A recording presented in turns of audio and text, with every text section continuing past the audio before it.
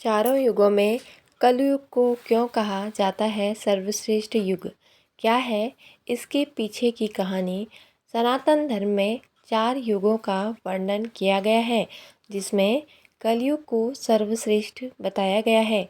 चारों युगों में सबसे खराब माने जाने वाले कलयुग को महर्षि व्यास ने सर्वश्रेष्ठ युग क्यों बताया था? आइए विस्तार से जानते हैं कि महर्षि वेदव्यास ने कलयुग को सबसे उत्तम युग क्यों कहा था। हिंदू धर्म में वेदों के अनुसार 4 युग माने गए हैं।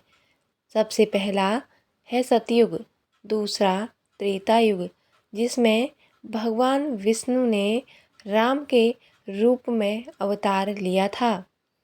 तीसरा द्वापर युग, जिसमें भगवान विष्णु ने कृष्ण के रूप में अवतार लिया था। और चौथा और अंतिम युग माना गया है कलयुग, जो कि माना जाता है वर्तमान समय में चल रहा है। चारों युगों में कलयुग को सबसे छोटा माना गया है। मान्यताओं के अनुसार सबसे ज़्यादा अधर्म, अन्याय, हिंसा और पाप कलयुग में ही होते हैं। लेकिन फिर चारों युगों में कलयुग को सबसे सर्वश्रेष्ठ युग क्यों माना गया है? इसके पीछे एक रोचक कथा है। आइए जानते हैं। हिंदू पुराणों के अनुसार ऐसा माना जाता है कि जब भी किसी कालखंड में उस समय के परिस्थिति मानकों के अनुसार धर्म का लोप होने लगता है, तो भगवान श्री हरि अवतरित होकर अधर्मियों का नाश करते हैं और फिर तीनों लोकों में धर्म की स्थापना करते हैं, जिसके बाद एक नए कालखंड यानी नए युग का आरंभ होता है। सतयुग, त्रेता, द्वापर व कलयुग तीनों गुणों के कारण 4 वर्ण, 4 युग, 4 खानी आदि होते हैं। शुद्ध सतोगुण प्रधान काल सतयुग कहलाता है। इस समय लोग प्राणी मात्र में परमात्मा का अनुभव करते हैं और परस्पर मिलजुल कर रहते व उनका मन प्रसन्न रहता है। त्रेता शुद्ध रजोगुण प्रधान होता है, जिसमें सब में परमात्मा देखने की विस्मृति होकर कहीं है कहीं नहीं ये भाव उत्पन्न हो जाते हैं तथा मनुष्य सुख की खोज में लग जाता है। इसके लिए यज्ञ आदि का प्रचलन बढ़ जाता है। मंद रजोगुण प्रधान द्वापर युग होता है, जिसमें पाप पुण्य की भावना आ जाती है और मनुष्य हर्ष तथा भय के बीच झूलता रहता है।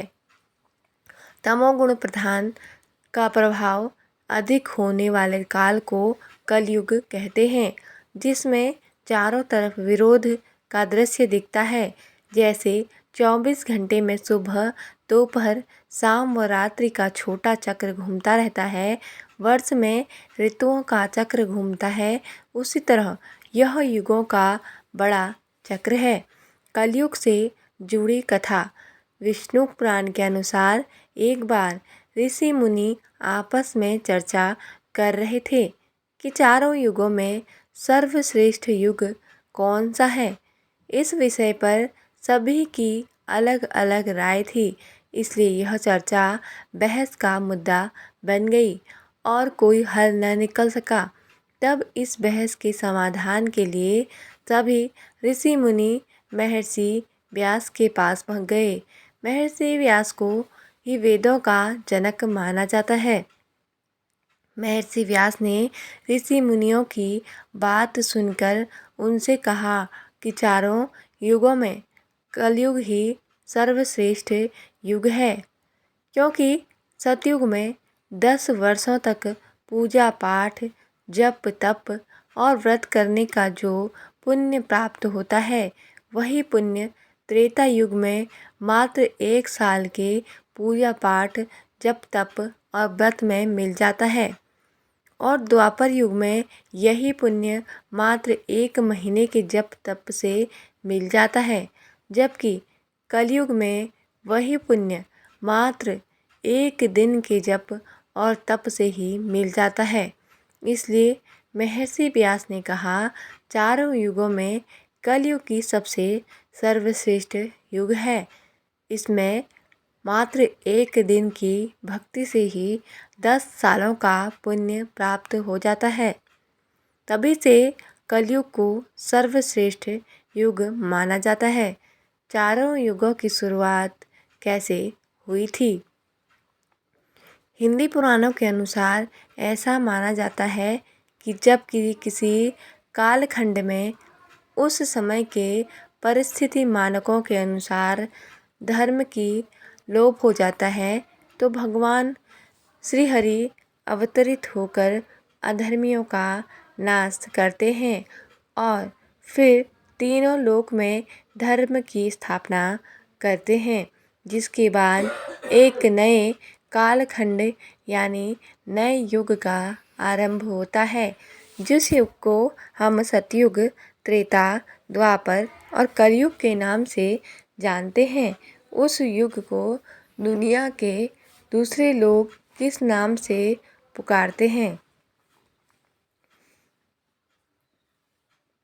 द्वापर युग, जिसे द्वापर युग भी कहते हैं, हिंदू पौराणिक धर्मशास्त्र में उल्लिखित 4 युगों में से तीसरा युग है।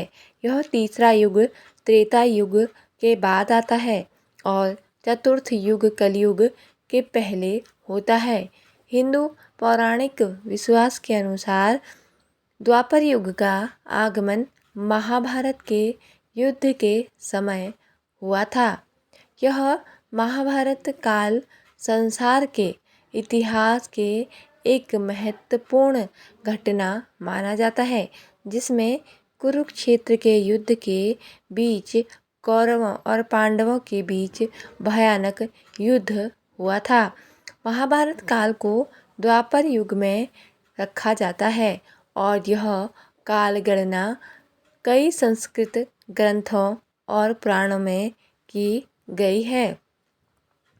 क्या आप सभी 4 युगों का वर्णन क्या कर सकते हैं? बहुत ही अच्छा लगता है। आज इस तरह के सवालों को देखकर एवं पढ़कर मन बहुत खुश हो जाया करता है। खैर, अब मैं आपके सवाल का उत्तर देती हूँ।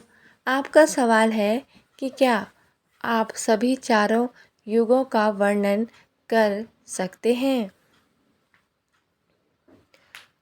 तो जवाब है कि सतयुग में भगवान और दानव अलग अलग लोक में रहते थे।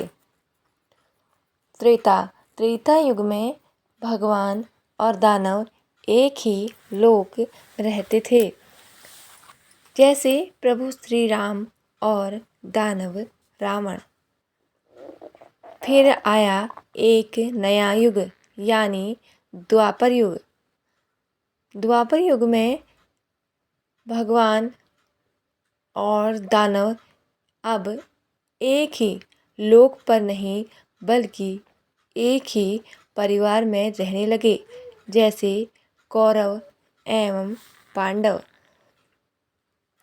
अंतिम युग यानी कलयुग, जो अभी चल रहा है और सबसे विनाशकारी युग कहा जाता है। कलयुग में देव और दानव अब एक ही देह में रहने लगे हैं। तो अब आप समझ सकते हैं कि इंसान का क्या होगा। तो जहाँ तक मैं समझती हूँ, तो मैंने इन 4 युगों का वर्णन किया जो उचित है। बाकी आप सभी अपने विचार व्यक्त करें। तो दोस्तों, आपको यह कथा कैसी लगी कमेंट करके ज़रूर बताएं और हमारे चैनल को सब्सक्राइब जरूर करें। धन्यवाद। जय माता दी।